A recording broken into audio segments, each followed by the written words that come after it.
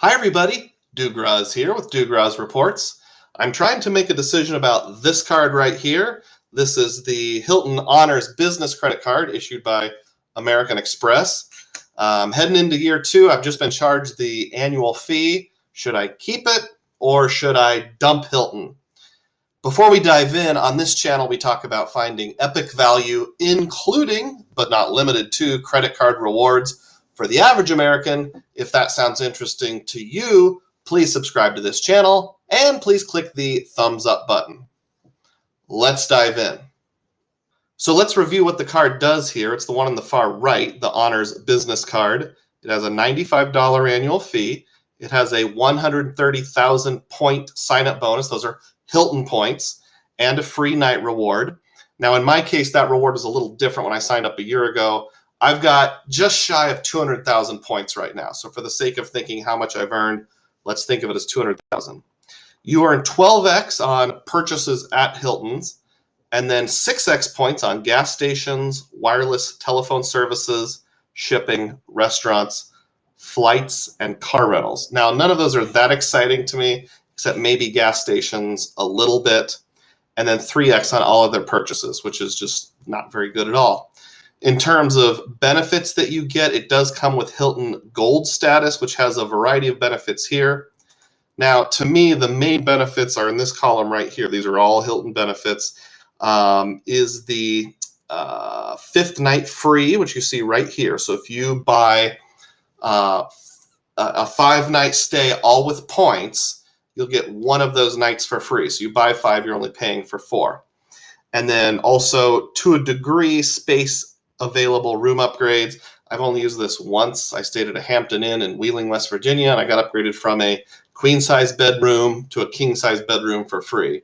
Whoop-de-doo. It wasn't that big of a deal. When I got the card, I was thinking the 5th night free would be really awesome. The problem I'm having with Hilton, and the reason I'm thinking about breaking up with them, is because I have this dilemma. The properties that I can afford, that I can get within the 200,000 or so points that I have, are all properties that I really don't want to stay at for 5 nights.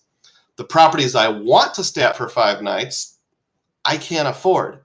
So that 5th night free benefit is just really not panning out. If I'm taking week-long vacations where I'm staying in one place the whole time, I want something a little fancier.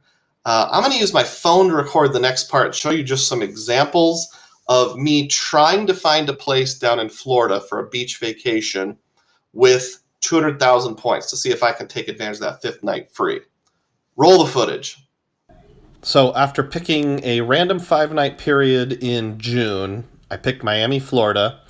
Remember, if I have 200,000 points, I need to be able to do 50,000 points a night or less.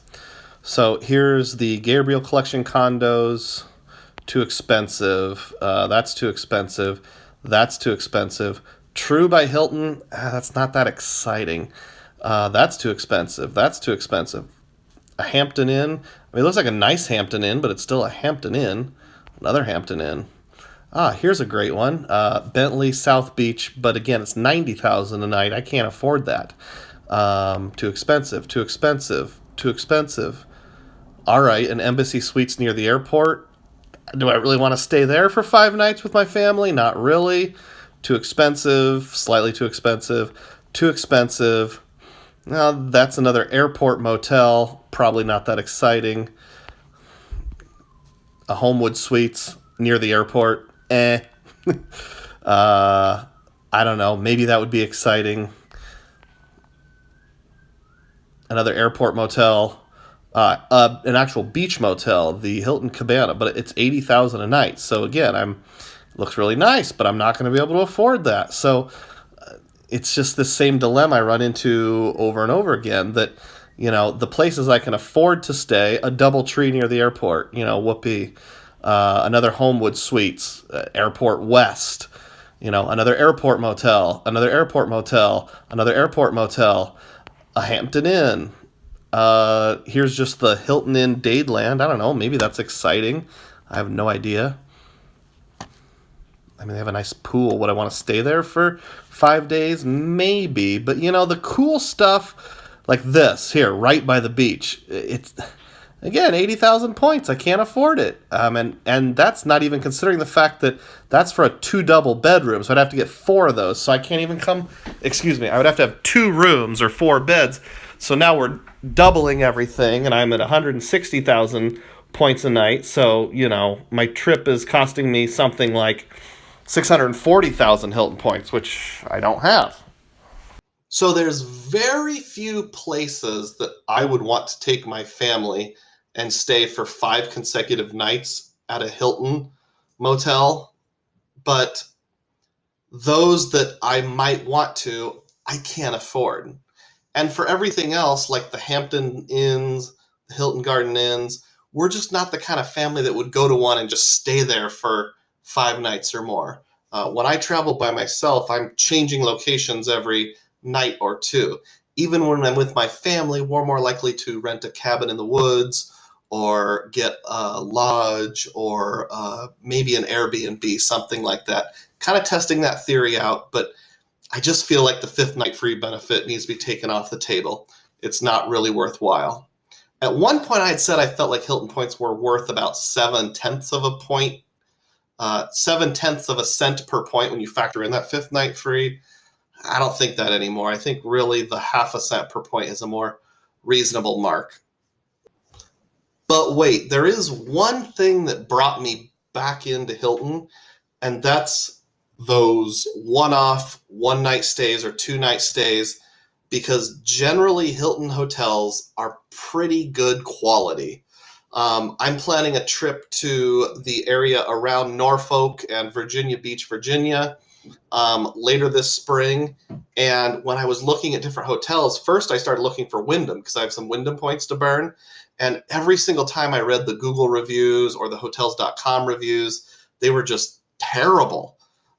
So then I was looking at other places, and with the exception of Hyatt's are always pretty good, but they don't have much of a footprint. Hilton almost always came out as one of the tops. So Hilton has a certain quality factor where you know what you're going to get. So while the redemption values may not be great, they're good enough for those 1-night stays, I think. I did some more searching on my phone, so let me show you what I mean. So here we have the Home to Suites by Hilton at the Norfolk Airport in Norfolk, Virginia. I picked April 2nd, 3rd for the dates here. And you'll see it's $172. That's not including tax, or 40,000 Hilton points.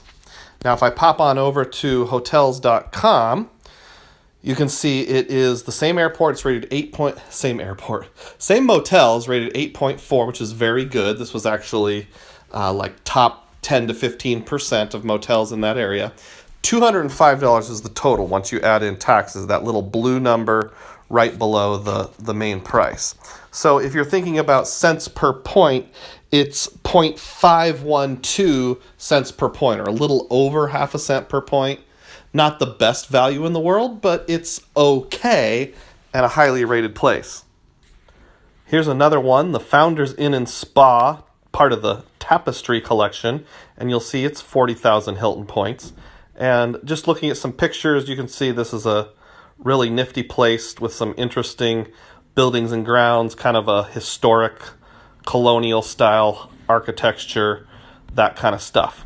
With taxes, it's $208, so the math says that's 0.52 cents per point, or just, again, a little over half a cent per point. So an interesting place, decent value if you kind of accept the proposition that Hilton points are worth about a half cent each. So is it worth keeping this? Is it worth keeping the Hilton Business Credit Card from American Express?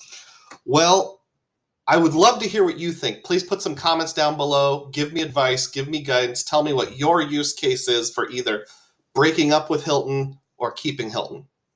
But I'll tell you what my leaning is. I can stay at a Hilton even if I don't have the credit card. So there's other ways to get into them. I have lots of Chase points. I can always book them through the Chase portal. I often look for good opportunities to buy hotels.com gift cards, and I have several of those.